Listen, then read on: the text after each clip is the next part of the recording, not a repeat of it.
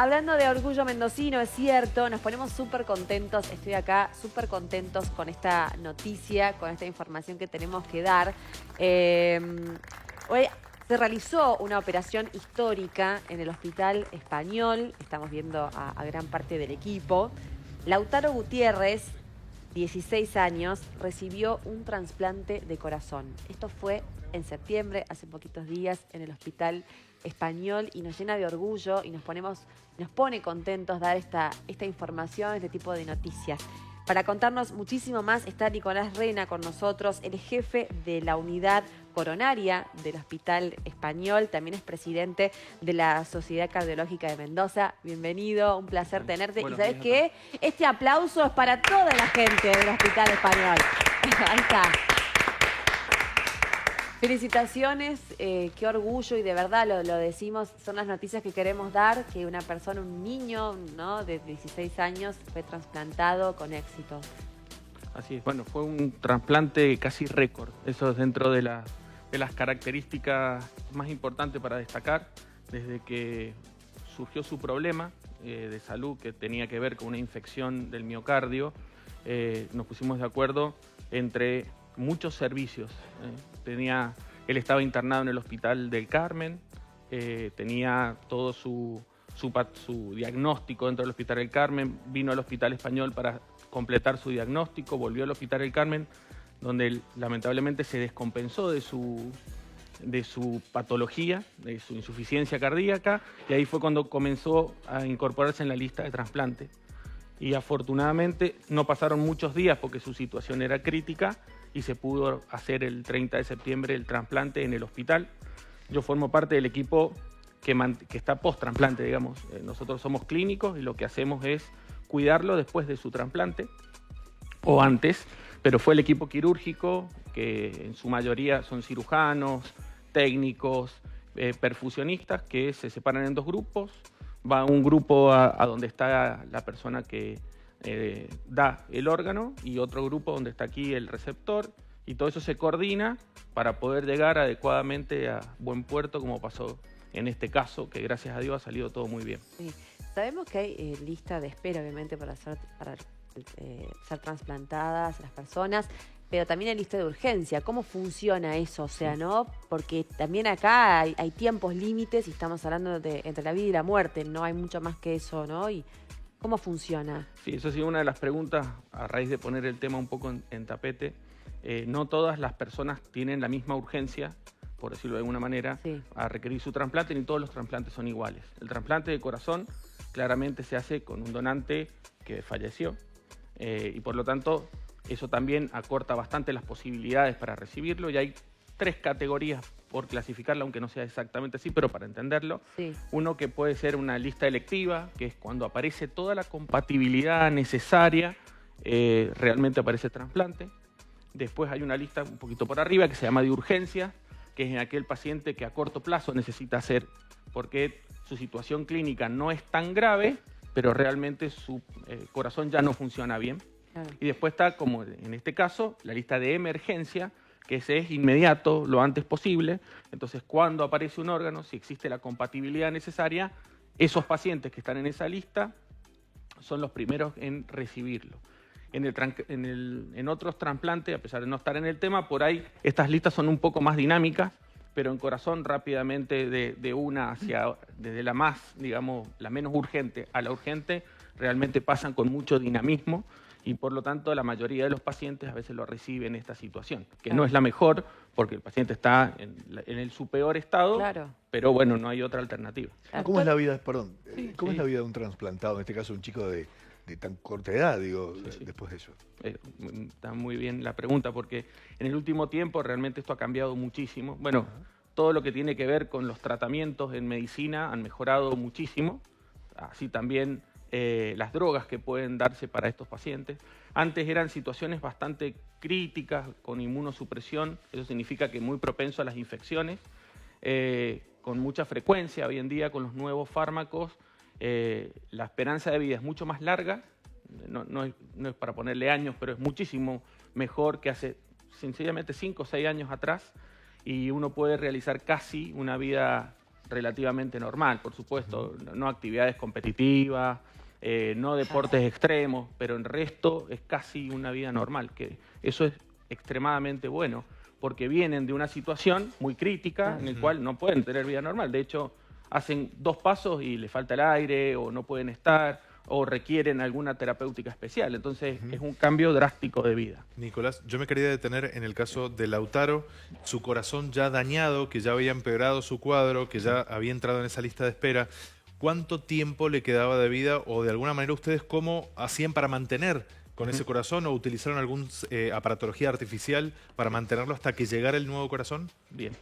El tema de la esperanza es bastante difícil ponerle años, pero para más o menos que se entienda, las personas que van a requerir un trasplante de órganos es porque su esperanza de vida es muy corta, 6 meses, 1 año, es muy corto, aunque no es tan categórico como a veces lo vemos en las películas o en oncología, que uno dice, le queda tanto tiempo de vida, ¿no? Claro. Lo importante es esto que acabas de decir. Él, para poder estar vivo y no tener complicaciones, para estar en lista de emergencia, o tiene un soporte, es decir, algo que lo ayuda a su corazón a latir, ya sea un corazón artificial, una bomba, un balón de contrapulsación, que es un nombre técnico, pero bueno, hace de bomba, o tiene drogas, que es un estadio un poquitito más abajo, que los necesita sí o sí para poder subsistir. Ese es el estado en el que él estaba. Como él estaba con requerimientos altos de medicación, y por lo tanto, por ejemplo, no podemos suspender esas drogas endovenosas y que vaya a su casa, ¿no? Tiene que estar internado y permanentemente con esa medicación para no tener complicaciones. Ese era su estado, que es crítico. ¿Cómo se trabaja, doctor, con la familia desde el hospital? Porque el chico de 16 años por ahí lo vive de otra manera. Yo pienso en la mamá, en el papá, hermanos. ¿Cómo se trabaja ese tema? Bien, esto es bastante complejo. De hecho, por ahí ustedes van a ver que hay ciertas cosas que la madre ha posteado, que se ven que muestran el estado en el que estaba, porque realmente es una situación de esperanza muy grande, puesta toda en una cirugía, ¿sí? Sí, en los médicos, porque pasan a ser los médicos ahora como los responsables, ¿no? Exactamente, y por el otro lado toda una situación de qué es lo que va a pasar, cómo va a vivir después. O sea, aparece un pico de esperanza y después un pico de incertidumbre muy grande, que es en el que estamos en este momento, porque posterior al trasplante, si bien ha salido todo bien, hay que tener ciertos cuidados, hay que hacerle ciertos procedimientos para saber que no haya rechazo, para que él esté bien, para no volver a la patología. Entonces se trabaja muy fuerte desde lo psicológico de la familia. En este caso, la madre tiene un pequeño antecedente también cardiovascular, entonces es doblemente reforzado todo esto. Pero es como les digo, por ahí uno lo ve siempre desde el color de la esperanza, que eso es fantástico porque para eso está, pero también hay una cierta incertidumbre casi persistente de qué es lo que va a pasar posteriormente, entonces estamos por ahí informándole, bueno, y ahora vamos a hacer tal cosa, a ver cómo está. Y ahora vamos, ¿viste? Y esta subida y bajada del estado de ánimo. Pero en general, bien. ¿Qué les pasa a ustedes? Quiero preguntar eso. Bueno, ¿no? Porque acá hay diferentes actores. A ver. El médico de cabecera, probablemente el que más lo conoce, que son los chicos que estuvieron en el Hospital El Carmen, que hicieron un trabajo espectacular, lo ven como una situación de salvar a un paciente, es algo muy especial para un médico. Digamos que es como todo lo que uno estudió, que lo puede poner en práctica y que la mayoría de las veces nos cuesta que salga realmente. Entonces, ese es el de cabecera. Para los cirujanos es un hito, yo les diría, debe ser algo muy especial. Yo no estoy en ese, pero es volver a colocar un corazón debe ser algo impresionante.